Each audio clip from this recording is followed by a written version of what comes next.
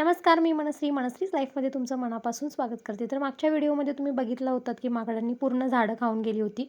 तर आता हे पण कट करून टाकायचं म्हटलं, कारण मग छान ग्रोथ होईल त्याची. झाडं कटिंगचं काम ग्रेशूच्या पप्पांनीच केलं आणि त्याच्यानंतर मी डायरेक्ट संध्याकाळी व्हिडिओ कंटिन्यू करते.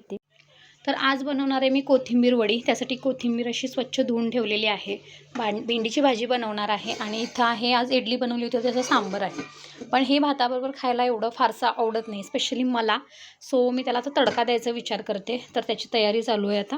आणि इथं दूध गरम करायला ठेवलं आहे, भात लावला आहे कुकरला.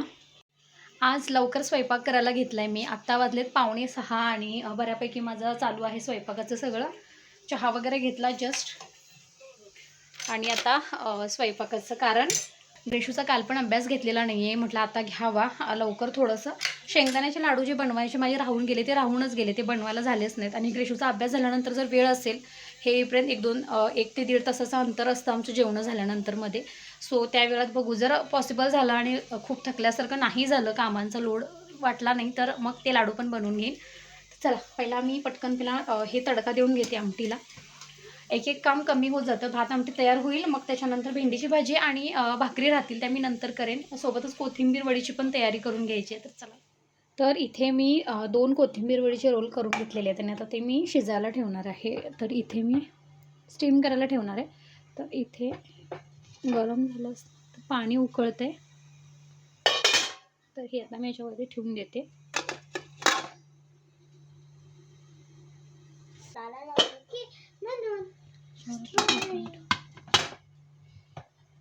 आणि गॅस आता स्लो करते. स्ट्रॉबेरी. आता हे मी 20 मिनटं स्टीम करून घेणार आहे. त्याच्यानंतर मी तुम्हाला दाखवते. आता भांडी पडलेत, ही घासून घेते मी. खूप वेळ गेला माझं खरं तर ह्याच्यामध्ये. तर आता कोथिंबीर वडी बनवून झालेली आहे. आता मी स्टीम करायला ठेवून दिले. 20 मिनटं मी स्टीम करून घेणार आहे. खूप वेळ गेला माझा ह्याच्यामध्ये. मी कोथिंबीर पहिला धुवून ठेवली आणि त्याच्यामधल्या काही कोथिंबीर थोडीशी खराब होती, म्हणजे पाण्यात घातल्याबरोबर ती थोडीशी पानं काळी पडली. ती सगळी काढावी लागली वेचून. त्याच्यामुळे माझा थोडा वेळ गेला. आणि मग बारीक चिरून त्याच्यामध्ये बेसिक जे मसाले असतात ते तीळ, त्याच्यानंतर ठेचा बनवला मिरची, लसूण आणि जिरं घालून.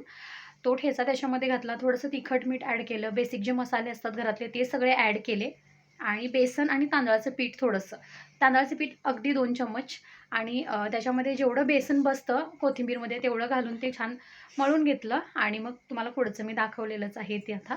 तर ते स्टीम होईपर्यंत आता मी भांडी घासून घेते. आणि ग्रेशूची थोडीशी स्टडी बाकी आहे, तर ती थोडी करून घेते आणि त्याच्यानंतर भाकरी करते. आणि आत्ता वाजलेत 8. तर 15-20 मिनटामध्ये ते होऊन गेलं तिचं स्टडीचं एकदा, की मग बाकी भाकरी करायला घेते. तर हे सगळं होऊन जाईल. तर चला, हे आवरून घेते आणि मग व्हिडिओ कंटिन्यू करते. इथं मी कोथिंबीर वडी, आवाज कमी कर जरा. इथं मी कोथिंबीर वडी फ्राय करायला ठेवले आणि इथे काही फ्राय करून घेतलेले आहेत. खूप छान आणि कुसकुशीत झालेले आहेत. हे बघा, तीळ इतके भारी दिसतात ना याच्यावर.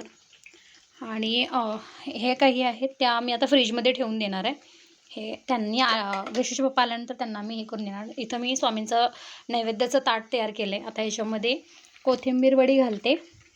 तुम्हाला माझे व्हिडिओ आवडत असतील तर चॅनलला नक्की सबस्क्राईब करा. तर देवाला नैवेद्य दाखवते, आम्ही छान जेवण करतो. परत भेटू नेक्स्ट व्हिडिओमध्ये. तोपर्यंत बाय.